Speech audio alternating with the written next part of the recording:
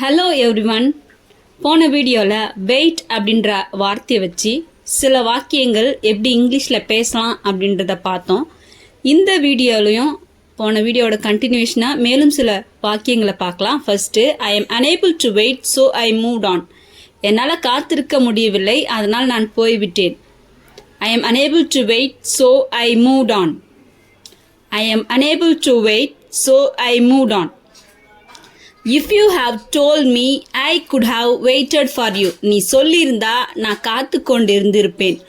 If you have told me, I could have waited for you. If you have told me, I could have waited for you.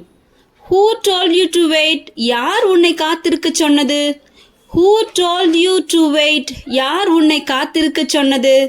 Who told you to wait? She didn't wait. அவள் காத்திருக்கவில்லை. She didn't wait. You don't want to wait for me. நீ எனக்காக காத்திருக்க வேண்டாம். You don't want to wait for me. You don't want to wait for me. I never wait for you. நான் உனக்காக எப்போதும் காத்திருக்க மாட்டேன். I never wait for you. நான் உனக்காக ஒருபோதும் காத்திருக்க மாட்டேன். She told you to wait. அவள் உன்னை காத்திருக்க சொன்னாள். She told you to wait. அவள் உன்னை காத்திருக்க சொன்னாள். She told you to wait. She told you to wait. Don't make others to wait. Don't make others to wait. மற்றவங்களை காத்திருக்க வைக்காத. Don't make others to wait.